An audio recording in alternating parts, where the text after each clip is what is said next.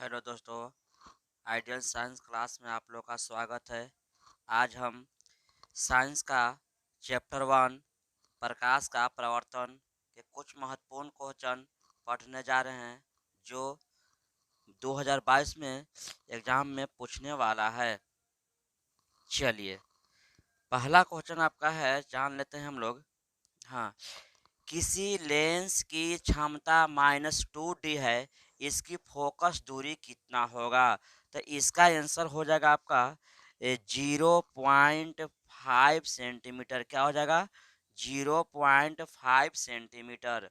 चलिए, अगला क्वेश्चन देखते हैं कि क्या कहता है से। हाँ, अगला क्वेश्चन है कि किसी माध्यम के अपवर्तनांक का मान कितना होता है? तो किसी माध्यम का, है ना, अपवर्तनांक का मान होता है आपका साइन आई बटा साइन आर। क्या होता है? साइन आई बटा साइन आर।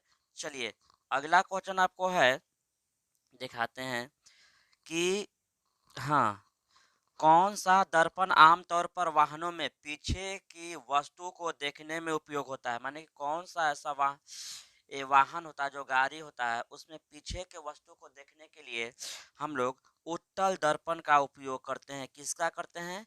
उत्तल दर्पण का उपयोग करते हैं। चलिए, इसका आंसर हो जाएगा आपका बी, उत्तल दर्पण। अगला क्वेश्चन है, अगला क्वेश्चन है आपका, हाँ, उत्तल दर्पण के सामने एक वस्तु को रखा गया है, इसकी प्रतिबिंब की प्रकृति क्या होगी? यानी कि इसका प्रतिबिंब कैसा बनेगा? हो गया ना, इसका प्रतिबिंब कैसा बनेगा? तो ये आपका वास्तविक क्या बनता है? आपका वास्तविक, है ना। उत्तल दर्पण में सामने रखा हुआ वस्तु का प्रतिबिंब क्या बनता है? उत्तल बनता है। इसका आंसर हो जाएगा बी। चलिए, अगला क्वेश्चन है आपका, हाँ, हाँ, किसी उत्तल लेंस की फोकस दूरी हमेशा क्या होता है? चलिए, अब उत्तल लेंस की फोकस दूरी जो आपका होता है बुआ, वो आपका होता है धनात्मक। क्या होता है? वो आपका हो जाएगा, फोकस दूरी क्या हो जाता है? धनात्मक। यानी कि चलिए, यहाँ पर प्लस भी ई हो जाएगा। क्या हो जाएगा? भी ई हो जाएगा। चलिए, अगला क्वेश्चन है आप लोग के, देखा जाएगा अब। हाँ, किस दर्पण का उपयोग सामान वाहनों में, यानी कि किस दर्पण का उपयोग हम समांतर वाहनों में पीछे के दृश्य, यानी कि पक्ष माने पीछे के दृश्य देखने के लिए करते हैं? तो इसका हो जाएगा आपका वही जो साइड मिरर के रूप में लगता है, वो उत्तल दर्पण होता है। कौन सा आंसर हो जाएगा? सी, उत्तल दर्पण। चलिए, अगला क्वेश्चन है आपका, अगला चलते हैं। हाँ, अगला क्वेश्चन है, निम्नलिखित में किस दर्पण की फोकस दूरी होती है? यानी कि निम्न में किसे, निम्न में से किस दर्पण की फोकस दूरी होती है? चलिए, क्या, अब देखिएगा इसमें आपका, तो उत्तल दर्पण क्या होता है? वहां पर होना चाहिए वास्तविक, जो है ना, उत्तल दर्पण का होता है। चलिए, अगला क्वेश्चन है आपका, हाँ, चलिए, नए कार्तिक चिन्ह पर पार्टी के अनुसार दर्पण के सामने रखे गए, है ना, बिंज की माने बिंब दूरी ली जाती है, यानी कि क्या दूरी ले जाती है? तो इसमें हो जाएगा ऋणात्मक। क्या होता है आपका? ये ऋणात्मक दूरी लिया जाता है। चलिए, अगला क्वेश्चन यहाँ देखना है आपको। हाँ, चलिएगा, किसी, अगला क्वेश्चन कह रहा है आपका कि किसी, है ना, लेंस द्वारा उत्पन्न आवर्धन का एसआई मात्रक क्या होता है? किसी लेंस द्वारा उत्पन्न आवर्धन का एसआई मात्रक क्या होता है? तो इसका होता है मात्रक विहीन। ये क्या होता है? मात्रक विहीन, माने कोई इसका मात्रक नहीं होता है। चलिए, अगला है आपका क्वेश्चन, देखिएगा, हाँ, निम्न में से किस लेंस की फोकस दूरी धनात्मक होती है? तो इसमें आपका उत्तल क्या होता है? उत्तल लेंस का फोकस दूरी हमेशा धनात्मक होता है। चलिए, अगला क्वेश्चन, थोड़ा सा जल्दी जल्दी चलते हैं हम लोग, बहुत सारा क्वेश्चन है ना, ये चलते हैं। चलिए, अगला क्वेश्चन कर रहा है कि यदि किसी समबाहु त्रिभुज प्रिज्म में निर्गत कोण और विचलन कोण क्रमशः 40 और 30 हो, तो आपतन कोण की मान क्या हो जाएगा? यानी कि आपतन कोण का मान कितना होता है? तो इसका आपका हो जाएगा 70 डिग्री। क्या हो जाएगा आपका? 70 डिग्री, दोनों को हम जोड़ दिए है ना, 70 डिग्री हो गया। चलिए अगला क्वेश्चन है आपका। हाँ, अगला क्वेश्चन है, एक उत्तल लेंस की क्षमता 1 डायोप्टर है, तो इस लेंस की फोकस दूरी क्या हो जाएगा? इसका आपका हो जाएगा 100 सेंटीमीटर। क्या हो जाएगा? 100 सेंटीमीटर। चलिए अगला क्वेश्चन आपको देखना है, निम्नलिखित है ना प्रकाश के रंगों में से किस रंग का अपवर्तनांक अधिक होता है? क्या कह रहा है यहाँ पर कि अपवर्तनांक अधिक होता है जी। चलिए किसका अपवर्तनांक अधिक होता है? तो अब यहाँ पर देखिएगा बैगनी है ना, बैगनी का अपवर्तनांक क्या होता है? सबसे अधिक होता है। और इसका है ना अपवर्तनांक अधिक होता है, और ट्रायंग दरीज का सबसे कम हो जाएगा, यानी कि आपका आंसर हो जाएगा डी। चलिए अगला क्वेश्चन है आपका। हाँ, चलिए अगला क्वेश्चन है, पानी में डूबे एक उत्तल लेंस की फोकस दूरी हवा में इसकी फोकस दूरी की अपेक्षा क्या होता है? तो ए आपका कम हो जाता है। क्या हो जाएगा इसका आंसर में? बी, कम हो जाएगा। चलिए अगला क्वेश्चन आपका है, ध्यान दीजिएगा, निम्न में से कौन उत्तल दर्पण की फोकस दूरी है जिसकी वक्रता त्रिज्या 32 सेंटीमीटर है ना? फोकस दूरी ज्ञात करना है आपको यहाँ पर, जिसका वक्रता त्रिज्या आपको दे दिया, यानी कि आर दे दिया है। तो इसका आंसर हो जाएगा आपका है ना, क्या हो जाएगा? प्लस है ना, ये आपका हो जाएगा 16, क्योंकि एफ बराबर होता है बुआ फार्मूला आर बटा 2 है ना, यानी कि इसको काटेंगे तो 32/2 काटेंगे तो बच जाएगा आपका 16। चलिए यानी कि आपका सही है कौन? डी, यानी कि सी आंसर हो जाएगा 16 सेंटीमीटर प्लस में। चलिए अगला क्वेश्चन है आपका। हाँ, अगला क्वेश्चन है, कौन सा लेंस है ना अपसारी लेंस भी कहलाता है? कौन सा लेंस अपसारी लेंस भी कहलाता है? इसका आंसर हो जाएगा बी, उत्तल लेंस कहलाता है। क्या कहलाता है? उत्तल लेंस। चलिए अगला क्वेश्चन देख लेते हैं, क्या है आपका। हाँ, चलिए, दंत विशेषज्ञ किस दर्पण का उपयोग मरीजों के दांत का 12 प्रतिबिंब देखने में करते हैं? तो ये आपका हो जाएगा अवतल। किसका करते हैं प्रयोग? अवतल। नाक कान है ना जितना भी देखने में के लिए करते हैं, तो अवतल का भी प्रयोग करते हैं जो अवतल दर्पण का। चलिए अगला क्वेश्चन है आपका, है ना। हाँ, गोलीय दर्पण के परावर्तक पृष्ठ की वृत्ताकार सीमा रेखा का व्यास क्या होता है? तो इसका आपका हो जाएगा आंसर डी। क्या हो जाता है? डी, यानी कि गोलीय दर्पण की द्वारक। क्या होता है? गोलीय दर्पण की द्वारक। चलिए अगला क्वेश्चन देख लीजिएगा, है क्या है कह रहा है सर। हाँ, किसी शब्दकोश के छोटे अक्षरों को पढ़ने के लिए आप निम्नलिखित में से कौन सा लेंस पसंद करना चाहेंगे? तो ये आपका हो जाएगा 5 सेंटीमीटर फोकस दूरी वाले है ना एक उत्तल लेंस का प्रयोग करेंगे। किसका करेंगे? उत्तल लेंस का प्रयोग करेंगे। चलिए अगला क्वेश्चन आपका कह रहा है, देखिएगा थोड़ा सा। हाँ, चलिए अगला क्वेश्चन जानते हैं, प्रयोग में अवतल दर्पण है ना द्वारा किसी बीम का प्रतिबिंब एक पर्दे पर प्राप्त किया जाता है। किस पर किया जाता है? पर्दे पर प्राप्त किया जाता है। फोकस दूरी को निर्धारित करने के लिए प्रयोगकर्ता को है ना मापने की जरूरत होता है किस में? तो ये आपका हो जाएगा आंसर बी। क्या चीज में होता है? बीम में मापने के लिए। चलिए दर्पण तथा बीम के बीच के दूरी होना चाहिए। चलिए अगला क्वेश्चन देखा जाए।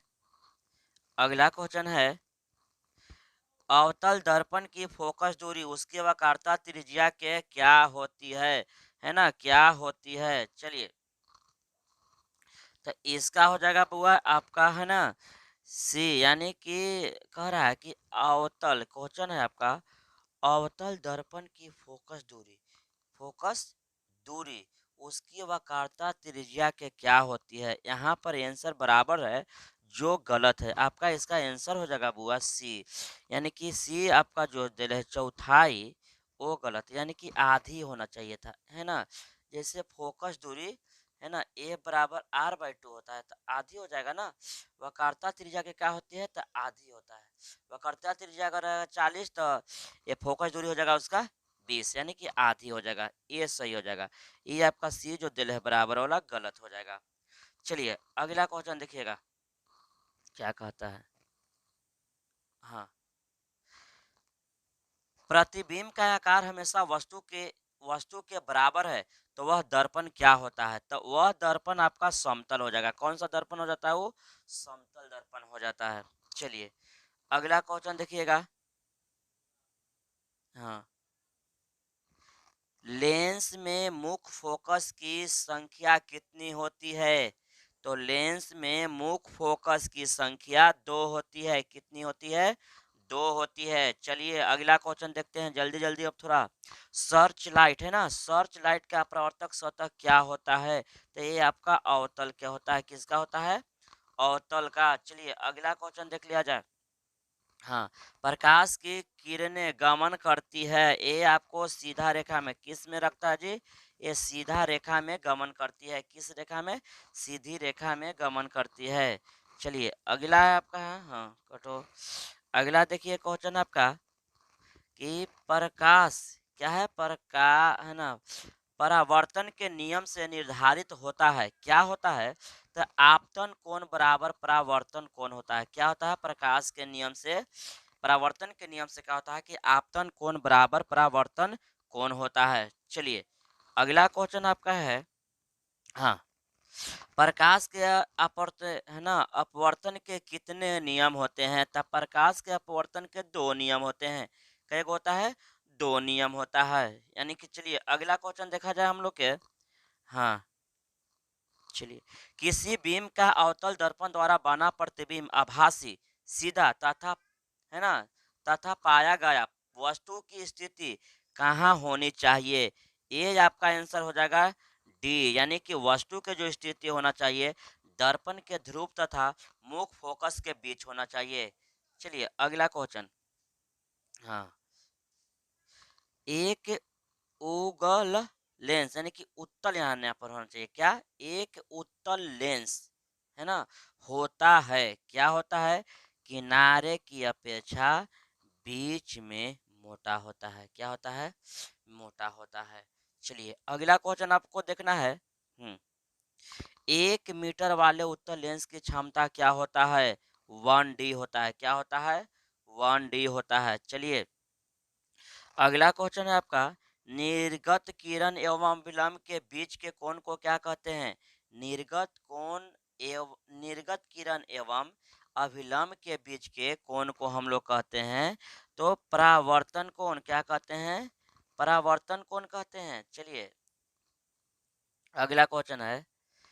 हाँ, निम्न में से कौन सा पदार्थ लेंस बनाने के लिए प्रयुक्त नहीं किया जाता है? तो ये आपका मिट्टी, मिट्टी का हम लोग प्रयोग लेंस बनाने में नहीं करते हैं। आंसर हो जाएगा डी। चलिए अगला क्वेश्चन है आपका। किस दर्पण से वस्तु का 12 प्रतिबिंब बनता है? ये आपका हो जाएगा अवतल। अवतल में आपको क्या होता है? 12 प्रतिबिंब बनता है, इसीलिए ना हजामती दर्पण में इसका उपयोग हो जाता है जी। चलिए अगला क्वेश्चन देख लेते हैं हम लोग। हाँ, 2D क्षमता वाले लेंस का फोकसांतर होता है। क्या होता है? ये आपका हो जाएगा आपका 30 सेंटीमीटर। क्या हो जाएगा? 30 सेंटीमीटर। चलिए अगला क्वेश्चन है आपका। हाँ, किसी, है ना, गोलीय होना चाहिए। यहाँ पर गिनती लिख ले है ना, गोलीय दर्पण, यहाँ पर गोलीय दर्पण होना चाहिए, है ना। गोलीय दर्पण की वक्रता त्रिज्या 50 सेंटीमीटर है तो उसकी फोकस दूरी कितना हो जाएगा? तब 50 के अधिया कर देंगे।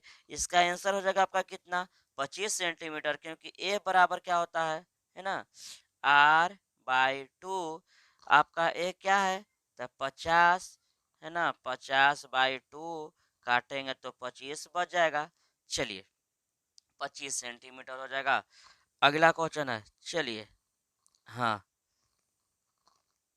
हाँ, अवतल दर्पण से परावर्तन के बाद किरण किस बिंदु से होकर गुजरती है? चलिए ये आपका हो जाएगा फोकस। कहाँ से होकर गुजरेगा? फोकस से होकर गुजरता है, यानी कि एफ से होकर गुजर जाएगा। चलिए अगला क्वेश्चन है।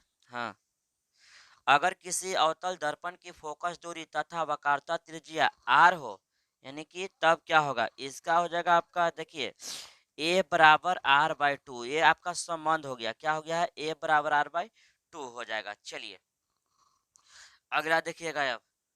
हाँ, अगला क्वेश्चन है आपका, किसी उत्तल लेंस का फोकसांतर 50 सेंटीमीटर है तो उसकी क्षमता क्या हो जाएगा? उसका क्षमता +2D हो जाएगा। क्या हो जाएगा? +2D हो जाएगा। चलिए अगला क्वेश्चन है, हाँ, किसी दर्पण से वस्तु को कहीं भी रखने से वस्तु के बराबर आकार का सीधा प्रतिबिंब बनता है, तो दर्पण कौन सा हो जाता है? वह कौन सा दर्पण होगा? ये आपका बराबर जहां भी बनेगा प्रतिबिंब, वो समतल दर्पण हो जाएगा। कौन दर्पण हो जाएगा? समतल दर्पण हो जाएगा। चलिए अगला क्वेश्चन, बहुत ही महत्वपूर्ण क्वेश्चन ये सब है जी। अगला, फोटोग्राफी कैमरा का अभिदृशक है ना, अभिदृशक क्या होता है? किसका होता है? ये आपका उत्तल लेंस का बना होता है। किसका होता है? उत्तल लेंस का बना होता है। चलिए सब महत्वपूर्ण क्वेश्चन है, ये आपको ध्यान से पढ़ते चलना है, याद करते चलना है। 2022 में पूछने वाला क्वेश्चन है जी। चलिए, साइड मिरर के रूप में प्रयुक्त होता है। साइड मिरर के रूप में किसका प्रयुक्त होता है? ये आपका हो जाएगा, तो है ना, उत्तल दर्पण किसका होता है? उत्तल दर्पण का उपयोग होता है जी। चलिए उत्तल दर्पण का उपयोग साइड मिरर के रूप में करते हैं। अगला क्वेश्चन देखिएगा, क्या है जानते हैं हम लोग। प्रकाश का वर्ण विक्षेपण किस उपकरण से संभव होता है? तो प्रकाश का विक्षेपण, जो वर्ण विक्षेपण होता है, वो आपका प्रिज्म में किससे हम लोग करते हैं? प्रिज्म से संभव है। किससे होता है संभव? प्रिज्म से होता है। चलिए अगला क्वेश्चन है, सब बहुत अच्छा क्वेश्चन है जी। किस दर्पण से हमेशा वस्तु छोटा प्रतिबिंब प्राप्त होता है? ये आपका हो जाएगा उत्तल। किससे होता है? उत्तल दर्पण से। चलिए उत्तल दर्पण से। अगला क्वेश्चन है, ध्यान दीजिएगा। जब प्रकाश की किरण हवा से कांच में प्रवेश करती है तो वह मुड़ जाती है, माने किस ओर मुड़ जाती है जी? तो इसका आंसर हो जाएगा अभिलंब की ओर, यानी कि अभिलंब के निकट मुड़ जाती है ना, अभिलंब की ओर मुड़ जाती है। बहुत अच्छा क्वेश्चन है। चलिए अगला क्वेश्चन देखते हैं हम लोग अब। हाँ, किसी दर्पण से आप चाहे कितनी ही दूरी पर खड़े हो, आपका पस है ना मंद सदैव सीधा प्रतीत है ना होता है। संभव माने कौन सा दर्पण होगा? तो वो आपका हो जाएगा, है ना, देखिए समतल या उत्तल, कौन सा दर्पण हो जाएगा ये? समतल या उत्तल दर्पण। चलिए अगला क्वेश्चन। हम्म, किसी गोलीय दर्पण तथा किसी पतले गोलीय लेंस दोनों की फोकस दूरियां -15 सेंटीमीटर है। दर्पण तथा लेंस संभव कौन सा होगा? तो ये आपका हो जाएगा आंसर में दोनों। कौन सा होगा? है ना, दोनों अवतल होना चाहिए। अवतल, दोनों अवतल होना चाहिए। अगला क्वेश्चन चलिए देखते हैं हम लोग। हाँ, लेंस में कितने मुख फोकस होते हैं? चलिए लेंस में मुख तरह से फोकस होते हैं आपका, दो गो मुख फोकस होते हैं, यानी कि बी आंसर हो जाएगा। अगला क्वेश्चन है, चलिए हाँ चलिए अगला क्वेश्चन है आपका। चलिए, प्रकाश का वेग न्यूनतम होता है, यानी कि प्रकाश का वेग आपका कांच में सबसे कम होता है जी, यानी कि आंसर डी हो जाएगा। चलिए अगला क्वेश्चन है आपका, बहुत अच्छा अच्छा क्वेश्चन है। किसी समतल दर्पण द्वारा आवर्धन होता है, इसका हो जाएगा +1। क्या हो जाएगा? +1, यानी कि बी आंसर हो जाएगा। चलिए अगला क्वेश्चन हम लोग देखते हैं, 50 नंबर क्वेश्चन है जी, कि निम्न में किसका उपयोग लेंस बनाने के लिए नहीं किया जाता है? चलिए ये एक बार और क्वेश्चन इसमें आ गया है। ये आपका क्या है? तो यहाँ पर है सो उसमें मिट्टी था, लेकिन यहाँ पर आपको पारा का उपयोग नहीं करेंगे। किसको नहीं? पारा का उपयोग नहीं होता है। चलिए अगला क्वेश्चन है आपका है 51 नंबर, कि निम्नलिखित में किसका अपवर्तनांक सबसे कम होता है? चलिए इसमें आंसर हो जाएगा पानी। किसका होता है सबसे कम? पानी का होता है। चलिए अगला। हाँ, एक गोलीय दर्पण की वक्रता त्रिज्या 32 सेंटीमीटर है, इसकी फोकस कितना होगा? चलिए इस पर दो तीन क्वेश्चन मिल गया जी आपका, तो ये 16 हो जाएगा, क्योंकि जैसी होता है A = R/2, है ना। 32 बाई जैसी 2 करेंगे आप, तो काट कुट के 16 बच जाएगा। चलिए अगला क्वेश्चन देखते हैं अब। हाँ, एक अवतल दर्पण की फोकस दूरी 10 सेंटीमीटर है, तो उसकी वक्रता त्रिज्या क्या होगा। ये में फोकस दूरी दे दिया है जी, यानी कि एफ का मान दिया है, तो इसका आर का मान पूछ रहा है, तो ये हो जाएगा दोगुना, तो 10 का दिया 20, यानी कि सी आंसर हो जाएगा 20 सेंटीमीटर। चलिए अगला क्वेश्चन देखते हैं हम लोग। हाँ, एक प्रकाश किरण एक समतल दर्पण पर लंबवत आपतित होती है, परावर्तन कोण का मान कितना होता है जी। परावर्तन कोण का मान इसका हो जाएगा 0। चलिए अगला क्वेश्चन देखते हैं। हाँ,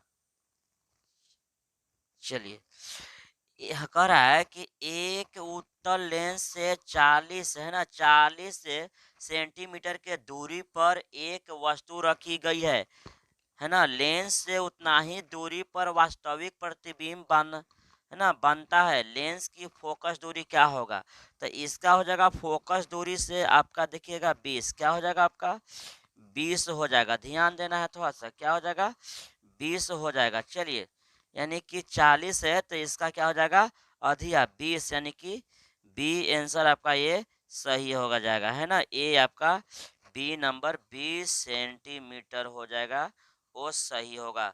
चलिए इस वीडियो में इतना ही। अगला वीडियो में और इससे भी अच्छे अच्छे क्वेश्चन 2022 के लिए है ना एग्जाम के लिए लेकर आएंगे।